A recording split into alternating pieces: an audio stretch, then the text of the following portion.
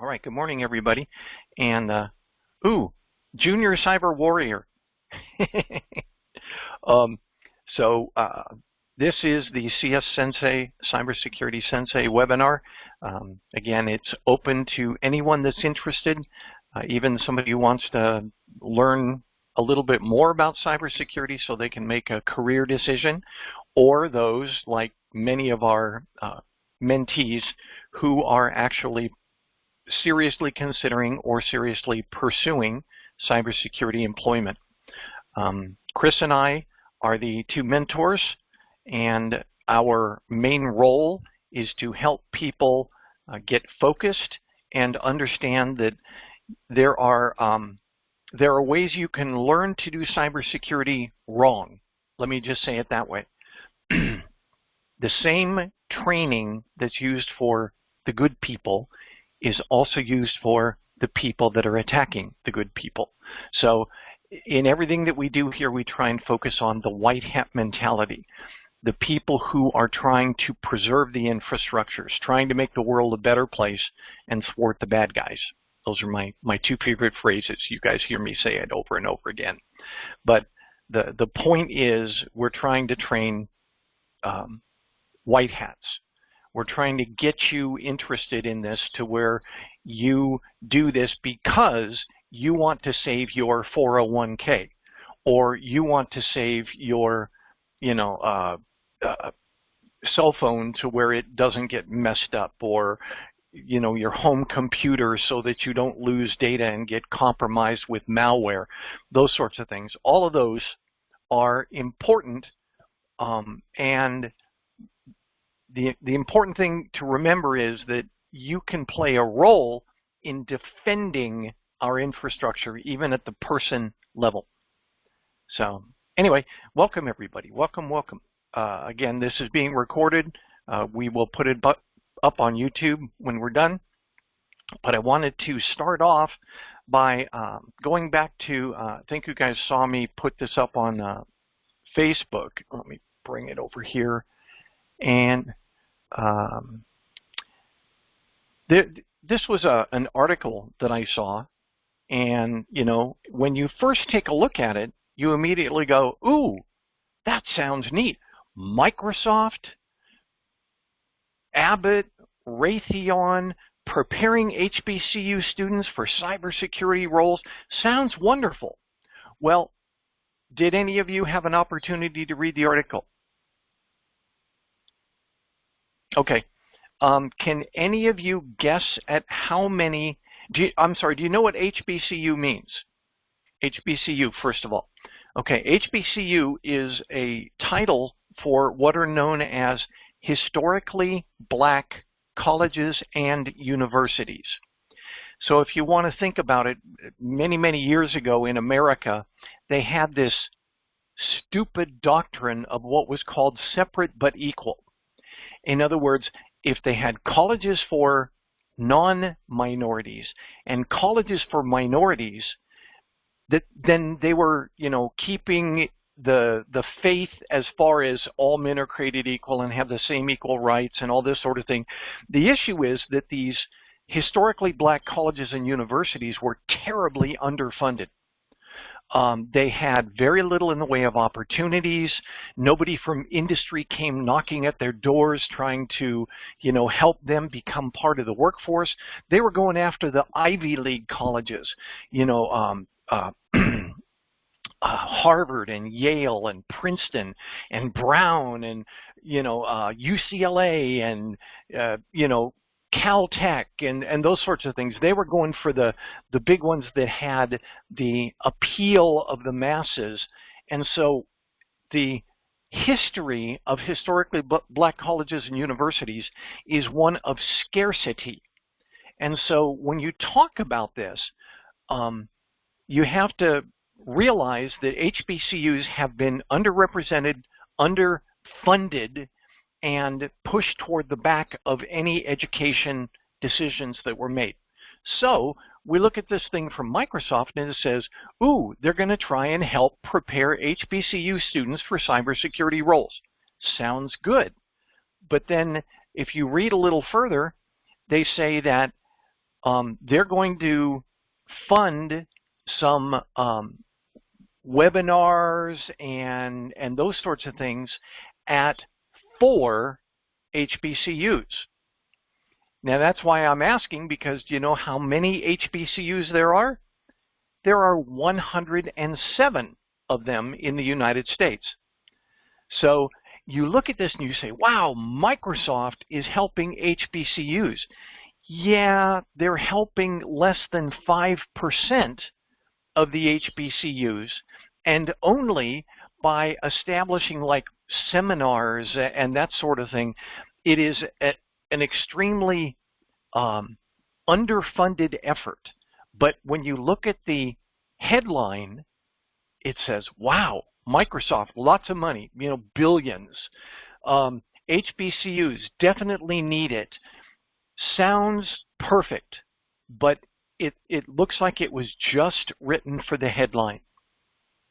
You know, when you read down, it's like they're helping 4. They hope to get funding to help as many as 11 HBCUs. Okay, that's still less than 10% of HBCUs. So again, HBCUs seem to come out on the bottom of this whole discussion, even though Microsoft gets headlines because of it. We're helping HBCUs. So again, you've heard me say this over and over and over again. Never trust the headlines. Read the articles intently. Also, you have to realize that there are what are called, you know, regular news articles, and then there are what are called op-eds. Have you guys ever seen op-eds? Op-ed is what's called an opinion piece, where someone writes and says, you know, instead of doing this, we really should do this. Or, you know, did anybody realize that all this money's going over here, but no money's going over here? An op-ed is someone writing with an agenda. They're trying to point something out. They're trying to get their ideas known or whatever. But op-eds are not balanced. Op-eds are like a white paper. If you've ever seen a white paper, it says, here's the problem. Here's why this is a problem, and here's what may be done to correct it. By the way, if any of you are going to stay in the IT industry for any period of time, I recommend you start reading and consider writing white papers, because white papers can far outlive you. And if you write really strong, effective, timely white papers, you can end up getting a job as a result of it. So white papers are a good thing, and oh, by the way, it's great to put it in your resume. Chris? As an alternative, you can also create your own blog and write about that, and that itself can create your own white papers. Yes, very true. The advantage to a white paper is that you can send it out to the industry. You can actually forward it to particular groups and places. And the advantage of the white paper is it's supposed to stand on its own. If you read it, you're supposed to fully understand what the issue is and what the proposed solutions are to it. That's the advantage of a white paper, because white papers start off with, we have a problem.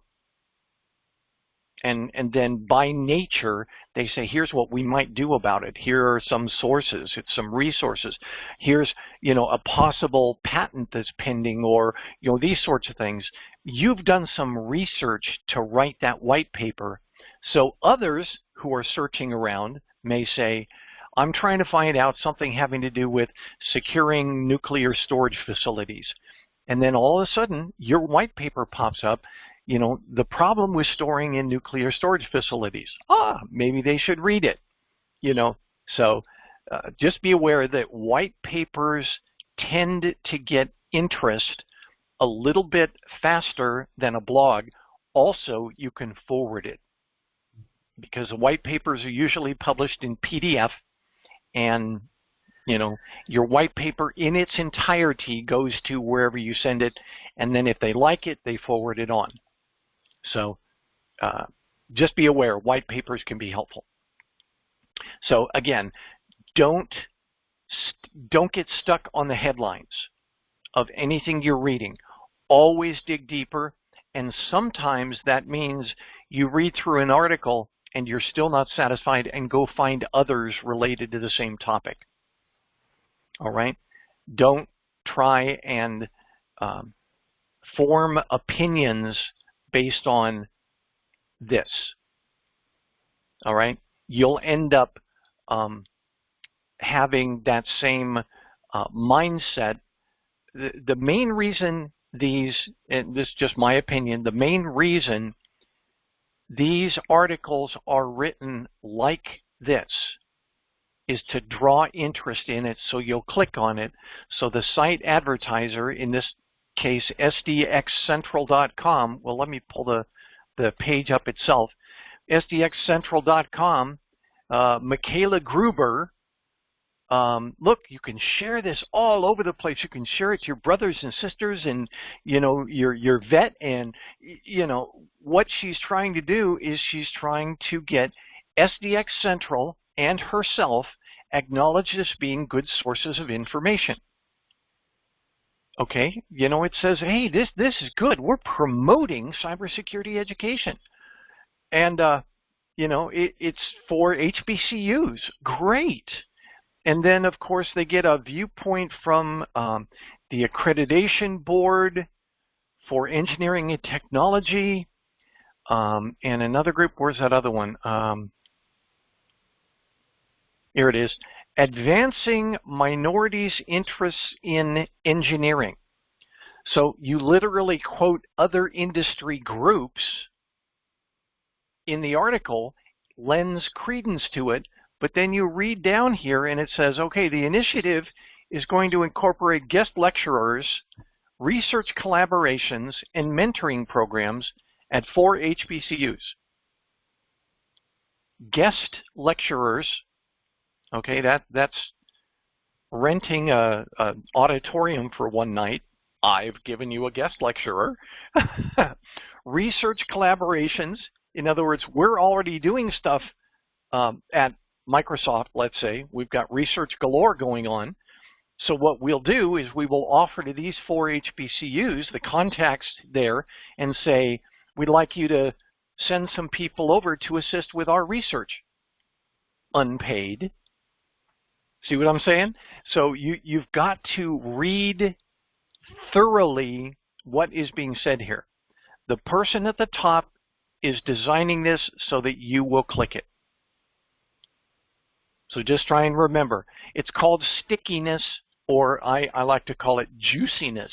However juicy something sounds, it's more likely that somebody's going to click on it. So just be aware. It's good stuff, but you got to dig down deeper and don't just say, don't just pass that on. Wow, Microsoft HBCUs, hot dog. Right, 4 HBCUs, Anyway, out of the 130 that there are, 107 that there are out there. So, any questions, any discussion? Okay. Let's see what else. I wanted to, as we're talking about this, it seems that Chris and I tend to be, I'll use the phrase well-connected when it comes to cybersecurity news, things that are going on in the industry. So I wanted us to all sort of get an idea from each other. Where do you look to get your information? Where do you find information that may be helpful? I will tell you that, there's one that I almost always forget when I'm sharing these, but if you are looking for cybersecurity information that is related to the business sector, specifically business, there are some great writers at Forbes.com. Forbes. And by the way, it's written to where it's understandable. You know, some of these, you get into the site and it's techno garbage. If you don't understand the lingo, you're lost, because they're just hurling acronyms all over the place, and they're text writing to text. Well, I like to view the things where they are writing to the general public, because my role here as a mentor is to help you get interested in the cybersecurity career field. I am not here to teach you acronyms, you know. So just be aware, I look at the stuff that is public facing, not industry facing. Text talking to text, CISOs talking to CISOs. I don't really focus on that. Every once in a while I do, you know, learn about stuff that's there, but it's not stuff that I can easily bring back to you as information that you guys will readily understand.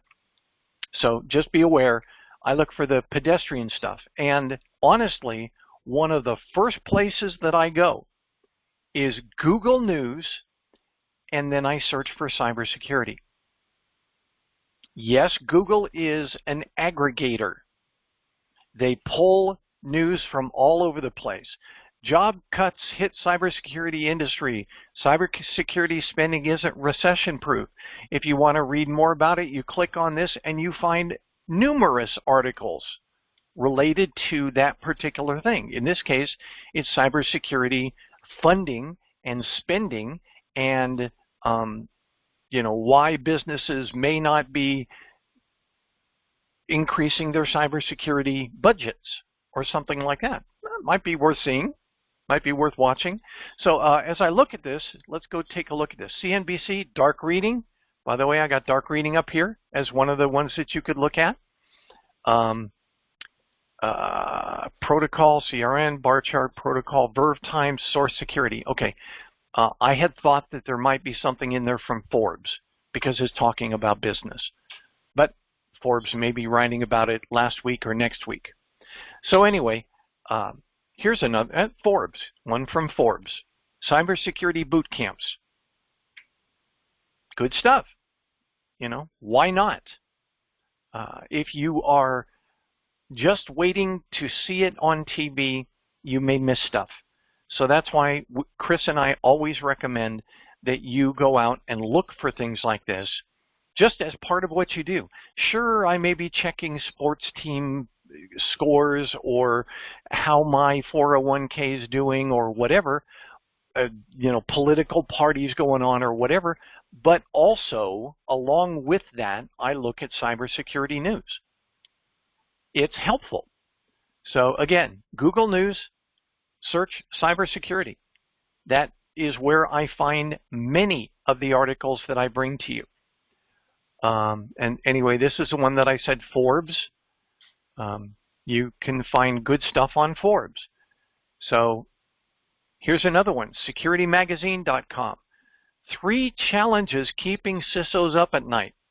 You notice the date, this week, and it's from somebody with a PhD. Very cool. He's a CISO, or he says he is writing for CISO, so maybe not. But it says, for example, 3 cybersecurity challenges keeping CISOs up at night. Remember, one of the questions that you could be asked during your job interview is, what keeps you up at night? And hopefully your mind is aligned with the hiring manager's mind. That's what you're trying to do there. That's what they're trying to ask you. Are these priorities in your mind, which means it will take me less time to train you? So think about it that way. So the challenges, the things that are keeping them up, identity. Why identity? Because if you remember in our Security Plus, identity, access, and management, everything is governed by identity. You are who you say you are. You do what you are supposed to be doing in your particular role, and you only have access to the things that you must access. Identity, access, and management. Why is it a big problem? Because we have so many different types of systems out there. We've got Linux, we've got Microsoft, we've got web-based, we've got Atlassian, we've got Oracle, we've got Amazon, and by the way, a lot of them don't talk to each other. So now you've got one role accessing multiple different systems, and by the way, every single one of them has to be configured properly for you to be doing your job without risk. So identity is a big deal. And by the way, when we get to 3, that also points out the complexity of the enterprise environments is growing. Number 2, inventory. What they're referring to is hardware and software, and the fact that people are, buying new hardware simply because it looks good. They're looking at the specs for certain things and saying, ooh, give me one of these. Maybe it's a hardened laptop or something. I want a hardened laptop. Yeah, but is it secure? Does it have the right ports, or do we have to use dongles, or do you end up connecting it to something that's not secure, or those sorts of things? And you can help have a say in that as a CISO. And also, for inventory, let's say, somebody from your security section says, I want to buy security cameras. Is it just a question of cost? No. Is it just a question of features? No. They should pass through security review to make sure that these cameras are indeed not subjecting your infrastructure to risk. So, inventory, hardware and software. You guys, and I'm just reminding you of this, what is a 0-day vulnerability? 0-day. Nerman, Harminder. Yeah, that's when you're already exposed to the risk, so there is no you might be attacked in many times, so there is no more time to protect your system. So your system is already compromised. Mm-hmm. Well, it may not be compromised, but you don't know. May be compromised, maybe. Correct. Because 0-day vulnerability, we can't wait. We have to fix it right away if we have a vulnerability. So right. If we found the vulnerability, we have to fix right away. We don't want to be put on hold or anything. So we need action right away. Right. Okay. So think about it. You guys are both right. Think about it this way. It already exists, and you may not have found it. Somebody else may have. So there was actually one CISO, a CEO, I think, went online of some security firm and basically said, there's no way that you can prove that any infrastructure is 100% safe. Which we all know that, but it's really tough to get budgets when you say, what's the use? We're never going to be 100% safe. Well, maybe we, don't want to do things this way or whatever. But yeah, this guy this week went out and said, nobody's 100% secure. As a CISO or a cybersecurity professional, you already understand that. A 0-day vulnerability means it already existed. The Microsoft Print nightmare vulnerability had been out there for, 13, 14 years before it was discovered. So you have to presume that your stuff is vulnerable. You just haven't discovered it yet. So when they say inventory, new stuff, and complexity, new stuff, making it bigger and bigger and bigger. Also with the inventory, something to consider is aged stuff. Somebody, and I'm going to use an example, somebody has some sort of a particulate sampling piece of equipment. $250,000 to buy this thing, and I've seen this. $250,000 particulate sampling system, and it's running off a Windows 7 computer with a 9-pin serial port. Okay, ancient technology. We had 9-pin serial in the 90s. And yet that's what's running this $250,000, mission essential piece of equipment. So how do you protect that? Well, in the end, maybe you replace that Windows 7 box and make the Windows 10 box or whatever work right. In other words, expend the money necessary to make your Windows 10 box do the same thing to that particulate sampler as a Windows 7 box would. Some people say, oh, we don't get the exact compatibility. That's because you don't bother to try. All right? Make your more secure box work with your older system components. That's the inventory and the complexity. There are still, and I think you guys know this, there are still Windows 7, Windows 8, Windows 8.1 boxes out there, sitting in some dusty corner doing something that they've been doing for the last 15 years, and everybody that used to use them is retired, but they're still there. Which means you're still vulnerable as long as they remain in your environment. So anyway, when the CISO or your hiring manager says, what keeps you up at night? Great place to start. Identity access and management, the right people getting access to the right objects and no others, to do what their role says they're supposed to do. Absolutely great place to start.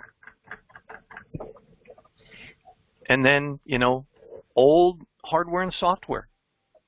I did a search on one particular piece of software and in our environment and found that there were like 30 different versions of the same software. You can't make sure that all of them are up to date. Why not start a project to consolidate them all to a smaller list?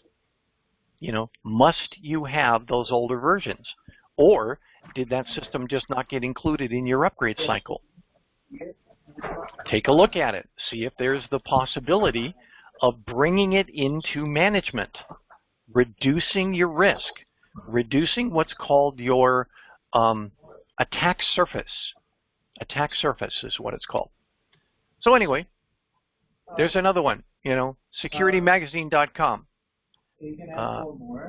That was the SDX Central. Bleeping Computer is always a good one because it's kind of pretty. But you can see news, the featured news. Those are the ones that we're seeing right here. Latest is also a good one to look at. This week in ransomware, June 10th, the ransomware seems to be targeting Linux systems. Iranian hackers target the energy sector with a new DNS backdoor. Might be something to look at. So, Bleeping Computer is another good one.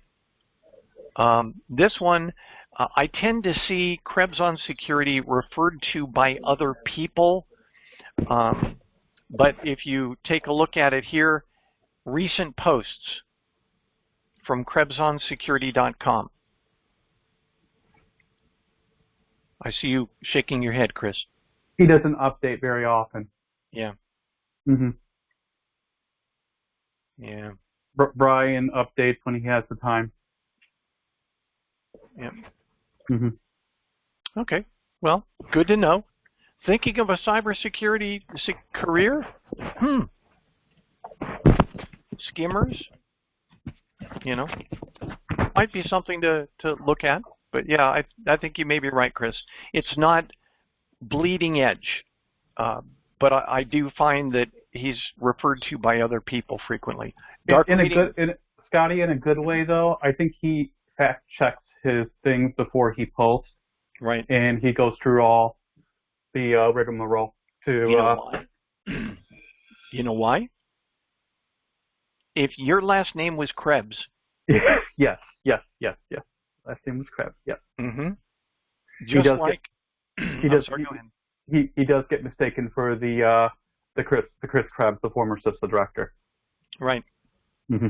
Yeah, but no, really. Yeah. The point is, if it's your reputation on the line, you make sure that the stuff coming out is gold, not I heard. You know, you want to be an authority. You want to be an objective data source, not just somebody who passes stuff on like, like Google. And what was that other one? Oh, I forget. But there was one that everybody was referring to, and it was just a news aggregator. That's all they did. They pulled it from all over the place and hurled it together. And TJ, get down. My cat's up on the counter. Wish I had my dart gun. I've got one of those little kid Nerf guns. Pow! Yeah, okay. So anyway, there's that one, dark reading. You can find stuff in there. And I wanted to share about one. Are there any websites that you guys use while we're talking, sharing?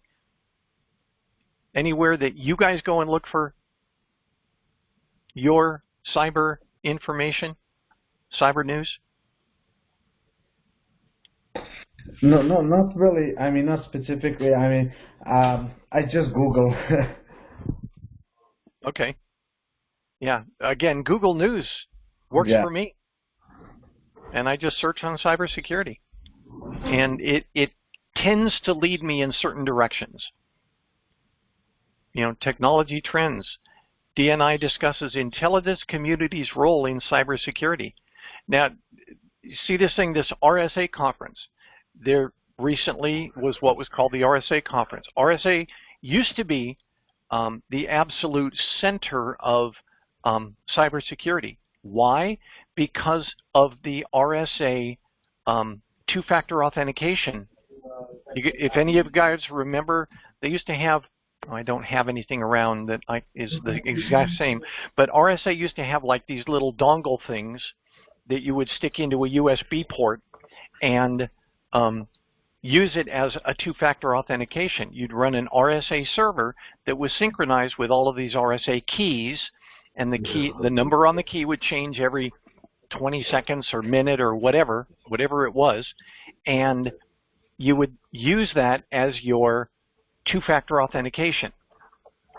And so RSA was an acknowledged authority, and I think they are still in a number of ways, in multi-factor authentication and identity access and management. So they're definitely somebody that you should keep an eye on, and they host these annual RSA conferences. So probably good to look around, you know, what went on at this year's RSA conference. So anyway, one last thing that I wanted to share while we had some time, and this was actually up on the screen, I think, when you first arrived. Have any of you used TalosIntelligence.com before?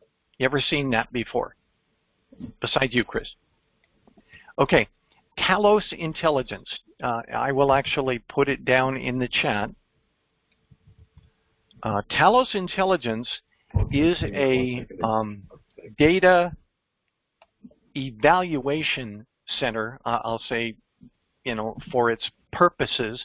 Talos Intelligence is owned by Cisco. And let's say you get an email from a domain that you're not familiar with. You can actually, and let me go up to IP and domain reputation. You do a reputation lookup, AOL.com, AOL.com, and then it tells you its reputation is trusted. All right? Their volume has gone down 100% in the last month. AOL.com may no longer be sending emails. Just something to think about. But Talos Reputation allows you to, you know, take a look at maybe you got this certain thing. Well, let me see. I just got one that I'm pretty sure is hokey. So let me pull it up. Let's see. Oh yeah, Truist. truestils.com. Just around, I don't know if it'll focus. Truestils.com. So let's take a look at it.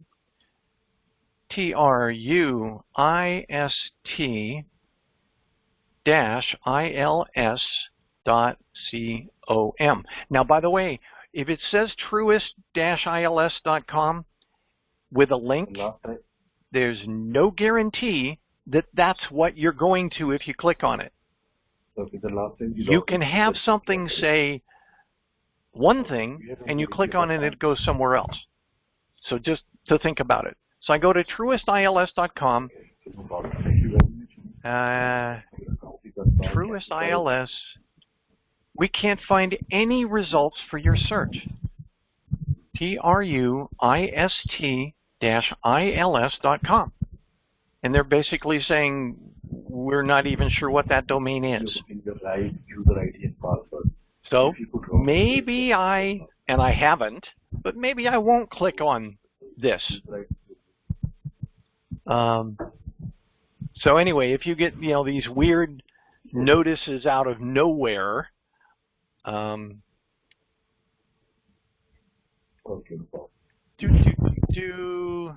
yeah, I don't have any other good ones. Oh, your T-Mobile bill is due. All right, but anyway, your feedback is important to us. What if you visited, Harbor Freight recently, and then you just happen to find something talking about a Harbor Freight sale? Is it for real? You don't know. But so this, it's called a reputation vendor, if you will. And the thing that I actually had up on the screen, trying to go back to, by the way, like it says, Talos Intelligence is owned by Cisco. They are a Cisco subsidiary. But so we're looking at this thing. I'm gonna pull up America and have us take a look at America a little more closely. So you notice there are colors and numbers. If you look down at the bottom, it says legitimate email, orange is spam, and green is malware. So this says legitimate email. If I click on it, it says in the last day volume, by the way, I believe these are millions of emails, but pphosted.com, and it says it's legitimate. It's passing legitimate email traffic. And it says there's 4, and it lists 4 hosts. All right. So you look at this one, it says 19 hosts, and oh, by the way, it happens to be sourcing malware. This could occur as a number of different, the result of a number of different things. It could be a, let's say, a gray hosting company that doesn't look up what they're forwarding, and you get there and you spam other people or you forward malware or whatever when you hire into their domain. So they could be forwarding stuff unbeknownst to them, but it's because they didn't check when you hired a domain from them. That's a possibility. The other is that they are originating the malware, in which case they're definitely not supposed to be doing that. And another one could be that they have been compromised. They are a host that has been infiltrated, compromised, and is now being used as a malware host, and the owner doesn't know about it. Frequently, if you look at some of these, like this one, veadoctor.com, sending 7.5 million emails that have been determined, a large number of them or whatever, have been determined to be malware.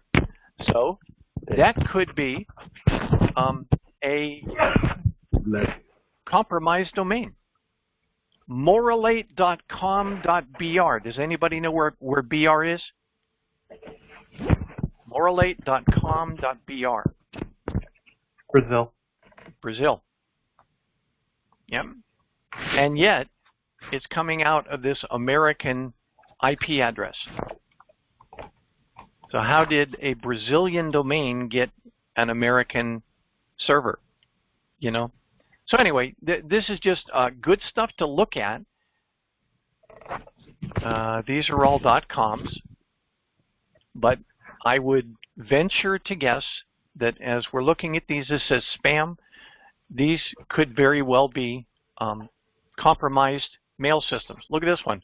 RU.com, RU.com, RU.com, RU.com, RU.com, and SA.com, SA.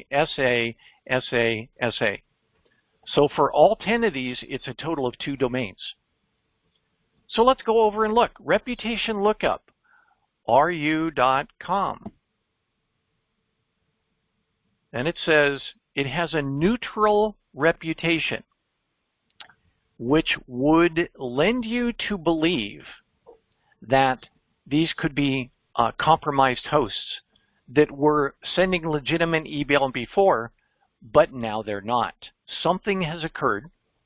You know, somebody bought a domain and started using it for spam or malware, or somebody compromised their system. The cool thing about this is available publicly, and many mail service providers use things like TalosIntelligence to say, what mail are we going to accept? And they will actually black hole a domain if it shows up with a bad Talos reputation. It's just their way of making sure that less junk traverses their mail servers and hits their customers. So that's just one of the ways that you can use to filter your mail, your email. Any questions on this? Any questions? The other one was SA.com. Let's see what that one says. Again, reputation neutral. And let's see, who is it? Who owns it? It's from Godaddy. So there's that. ESQwire.net, where it says is the registrant. If you've ever looked at a Whois record, it's kind of fun. Technical email, centralnick.com. That sounds like somebody that sells domains, like Godaddy. Centralnick.com for both tech and admin. Yeah. And this says Moorgate London. Centralnick Ltd. So it's a corporation out of Great Britain that bought this American domain of SA.com. And so if you were trying to say, you know, something's going on in your domain, there should be a contact information on there. Do you guys own domains? Okay. Well, I'm gonna put one of my domains on here.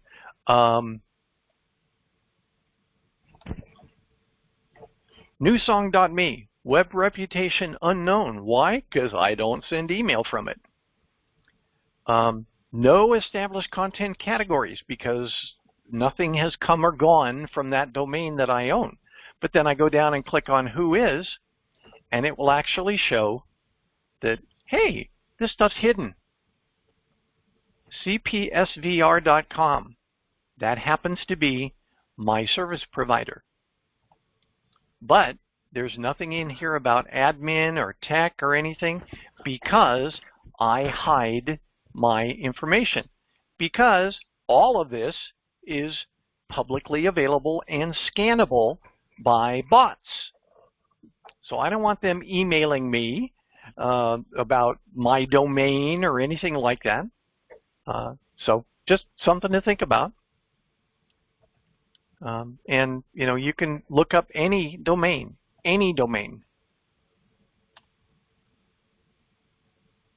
Web reputation trusted.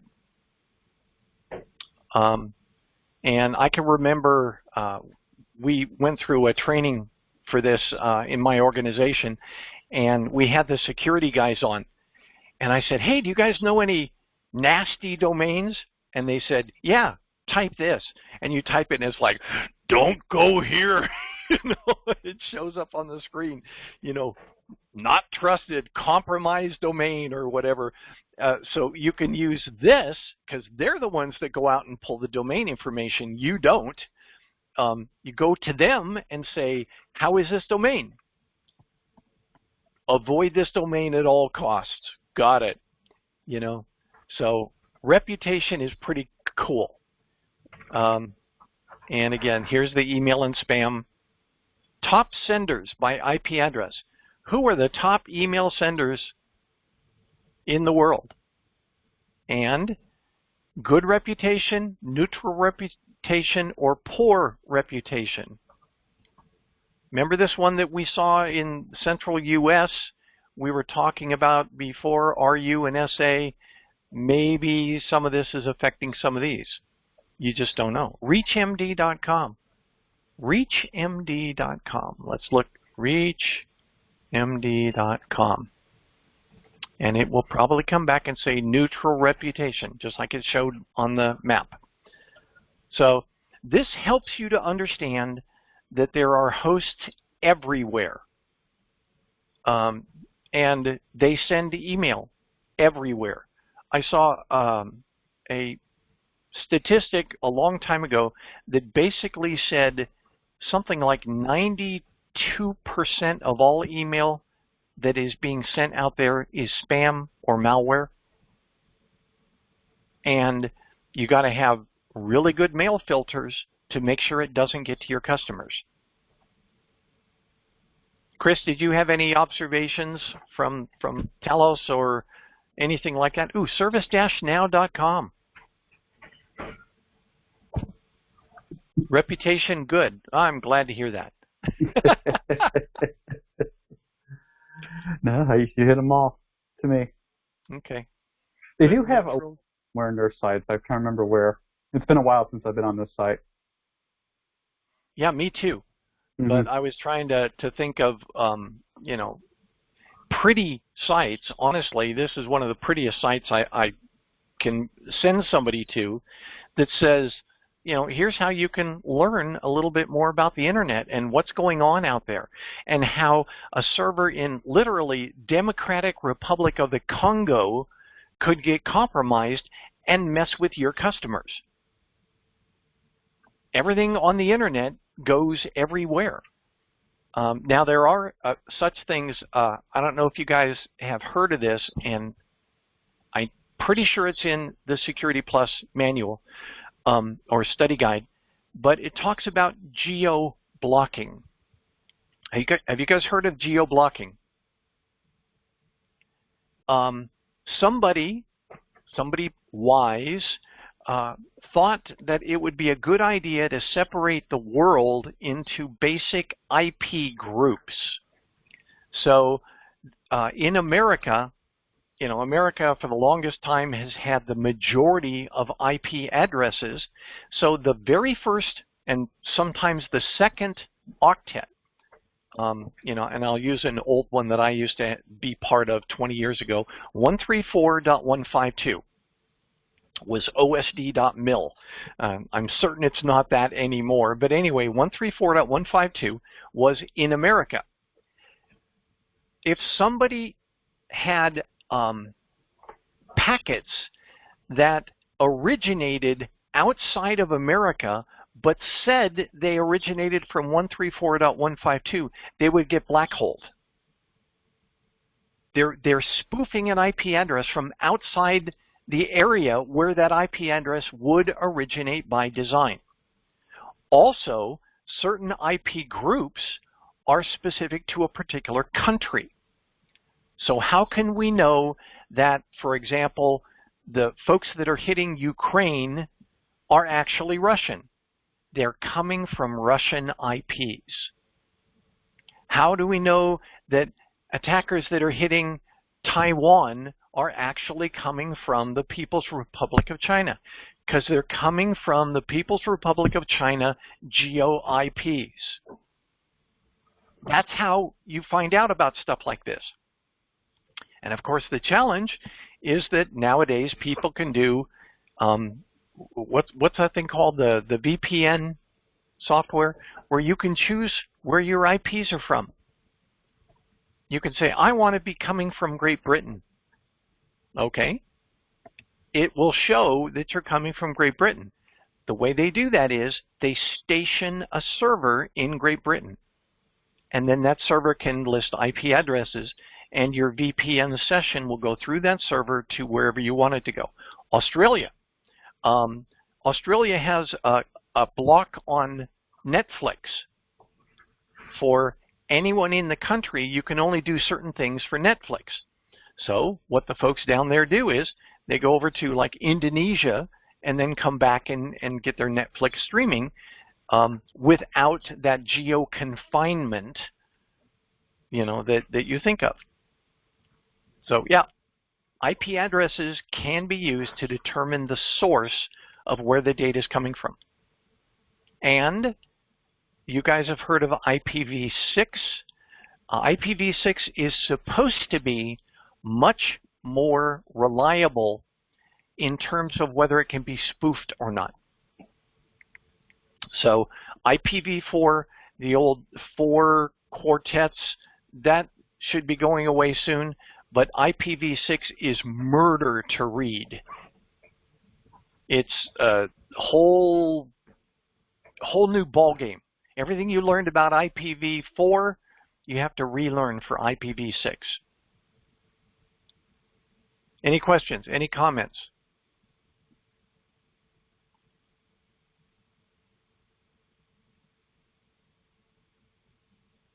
Any questions or comments?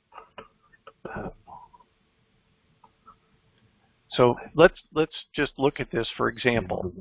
IPv4 is 4 octets. Sounds great. But then you go to IPv6, it's got 4 groups, but instead of being a maximum of 256, it's now millions and millions and millions and millions, and then hexadecimal notation.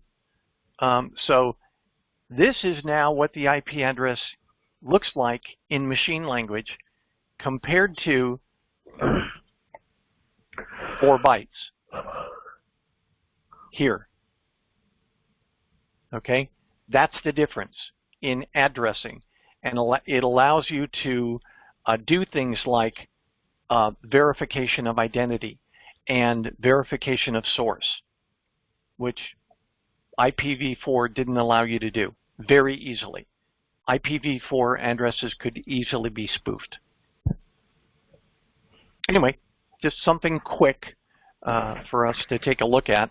If you're learning, if you're going to get a certification along with your Security Plus, the first one I recommend is Network Plus, so that you can learn about this stuff, because this is the oil that runs the internet, if you want to think about it that way. Not everything is www.cnn.com. It's not. All right. Any questions? Any comments? Guys, I've been doing a lot of chatting, but did you guys have anything that you wanted to share? Remember, I'm not here to train you. I'm here to get you hungry for information. I'm here to help encourage you and show you that even, if old geezers like me can do it, then young cats like you can too. All right? Okay. Chris, anything before we depart? All right. Well, have a good weekend. Harminder, enjoy your job. More power to you. Thank you. Okay. You guys have a great one, and we'll talk later. Thanks again. Bye.